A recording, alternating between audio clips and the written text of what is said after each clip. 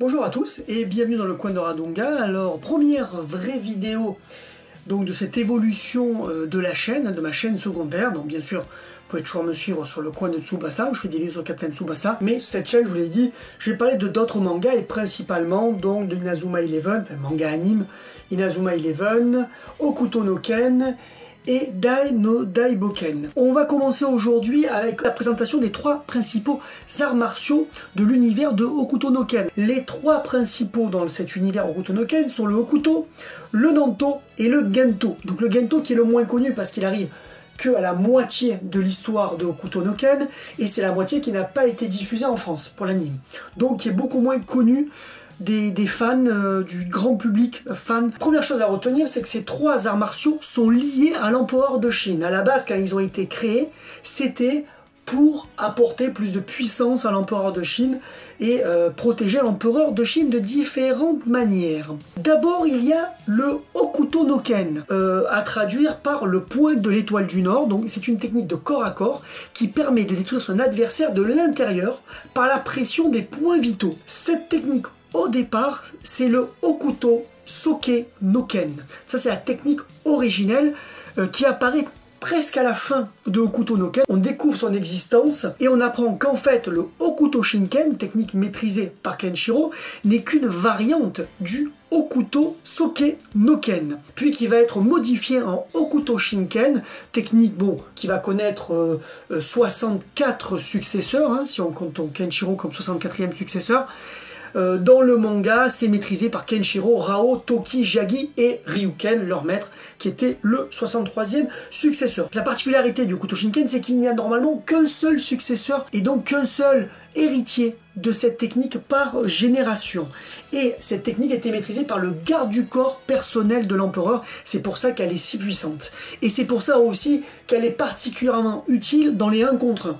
Parce que c'était tout simplement pour contrer, pour neutraliser un éventuel assassin qui voudrait attaquer l'empereur. Mais ça pouvait aussi servir pour faire des assassinats si l'empereur mandatait l'héritier du Hokuto pour assassiner un ennemi. Donc c'était à 2000 ans et dans la foulée, 200 ans plus tard, il y a eu des variantes qui ont été créées à l'ère des 3 royaumes. Vous avez les Wei, les Shu et les Wu, chacun dirigé par un empereur.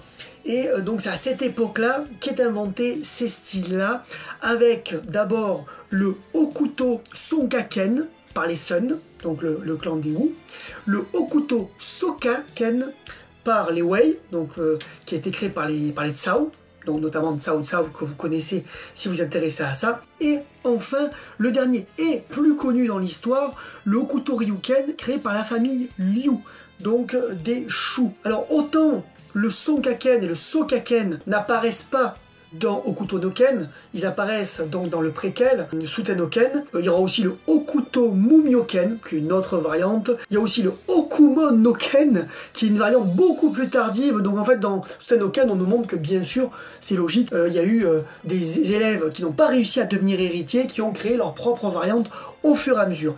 Mais finalement, dans le manga, il n'y a que 2 grands Hokuto qui se distinguent. Il y a le premier, le Hokuto Shinken, celui de Kenshiro, ses frères et son père, et le Hokuto Ryuken qu'on découvre sur l'île des Shura, qui est maîtrisé par principalement les 3 grands généraux de l'île, Kaio, Han et Yo, mais il y a aussi Shashi, Jokei et Kuroyasha qui maîtrisent cette technique.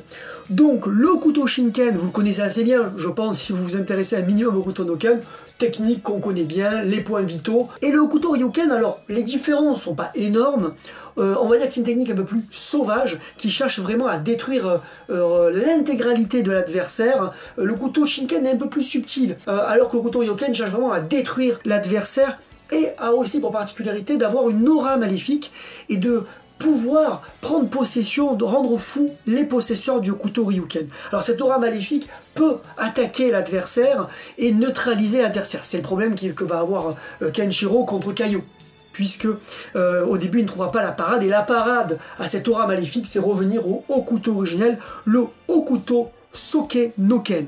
Mais toutes ces finalement variantes apparaissent surtout dans donc le préquel, dans ce qui nous intéresse principalement ici, donc le manga Hokuto no Ken, ça va être le Hokuto Shinken pendant les 3 quarts du manga, puis l'apparition de sa variante la plus célèbre et la plus sauvage, le Hokuto Ryoken. Ensuite, le Nanto Seiken, alors c'est un peu l'opposé, ça utilise des techniques de corps à corps permettant de détruire son adversaire de l'extérieur, donc là il n'y a plus d'histoire de points vitaux. Le Nanto Seiken se traduit par point sacré de l'étoile du Sud, voilà, opposition directe, et le Nanto Seiken n'a pas ce principe d'école originelle puis de variante, il est basé sur 108 sectes, donc 108 sous-écoles, on pourrait dire, qui existent toutes en parallèle, mais bien sûr seule une petite partie est visible dans le manga. On nous dit qu'il y en a 108, mais en fait on n'en voit que quelques-unes, et principalement, alors je parlerai des autres dans d'autres vidéos, mais celles qui vont surtout nous intéresser, c'est les 5 principales, les 5 plus puissantes, celles qui sont maîtrisées par les généraux du Nanto, c'est-à-dire le Nanto Hohoken, point du phénix, maîtrisé par Souther.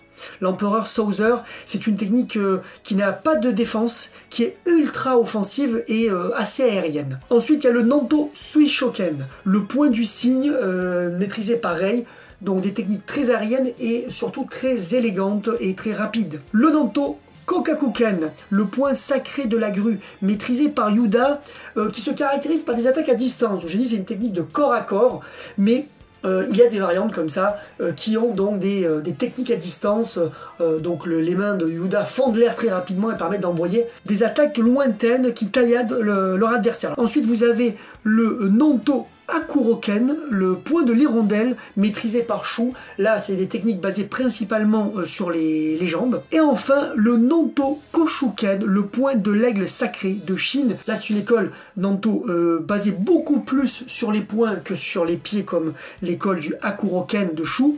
Donc, basée sur les points et sur la perforation de l'adversaire. Vous voyez, chacune a des particularités. Et ces 5 techniques étaient maîtrisées par les gardiens des portes du palais impérial. Donc voilà, là, vous commencez à avoir un peu l'organisation. L'empereur à côté de lui, il a son garde du corps, l'héritier du Hokuto Shinken, et donc garde du corps mais aussi assassin principal de l'empereur. Ensuite le palais avait 5 entrées, chacune gardée par un des maîtres de ces 5 écoles principales du Nanto. Mais l'empereur a besoin d'une armée pour se défendre des armées, bien sûr, pour pas qu'on attaque son palais, mais aussi l'arme offensive de l'empereur, c'est le Gento Koken, une technique à distance d'énergie, permettant de détruire son adversaire de l'extérieur aussi, mais là, pas par des coups de poing, des coups de pied, mais bien par de l'envoi d'énergie, et c'est maîtrisé par les généraux de l'armée impériale. Alors le Gento Koken se traduit par le point impérial originel, donc ça se positionne quand ça apparaît dans le manga comme la principale école et une école rivale du Hokuto Shinken qui veut elle aussi se positionner comme la principale école d'arts martiaux au service de l'empereur. Alors dans le manga, le Gento Koken, on le voit maîtrisé par les 5 généraux donc de l'empire qui a été recréé après l'apocalypse. On trouve d'abord le leader, l'héritier principal de cette technique du Gento, Falco, le général doré de son surnom parce qu'il fait des attaques d'énergie qui sont de couleur dorée. Ensuite il y a Soria de la lumière pourpre, Shoki de la lumière rouge, Bols de la lumière bleue et Taiga de la lumière verte. Chacun a des particularités. Bram Soria fait des attaques à base de cercles qu'il envoie sur l'adversaire, un autre crée des armes à partir de son énergie. Il y a plusieurs variantes aussi comme le Nanto, mais ça on y reviendra en détail quand je vous ferai des vidéos sur le Gento, sur le Nanto séparément, et bien sûr je vous ferai aussi des histoires de personnages, donc j'aurai l'occasion de vous faire l'histoire de Falco, l'histoire des généraux du Nanto, etc., etc., pour que vous y voyez plus clair. Voilà, j'espère que vous avez une vue d'ensemble maintenant de ces 3 écoles qui se complètent totalement. Elles se complètent par leur technique et se complètent aussi dans le rôle qu'elles jouent pour l'empereur. C'est très bien conçu au final, et quand on a la vue d'ensemble, je pense qu'on comprend beaucoup mieux. Voilà, je m'arrête là pour cette vidéo, et je vous dis à bientôt pour une autre vidéo sur Hokuto no Ken. Je vais vous parler et vous présenter des différents arcs, pour que vous ayez aussi une vue claire du manga, qui paraît un peu brouillon à première vue. Les arcs sont un peu moins faciles à déterminer que Dragon Ball par exemple, mais si on y regarde de plus près, on peut découper ça en sagas, eux-mêmes découpés en arcs. Mais ça sera dans la prochaine vidéo. Allez, bye.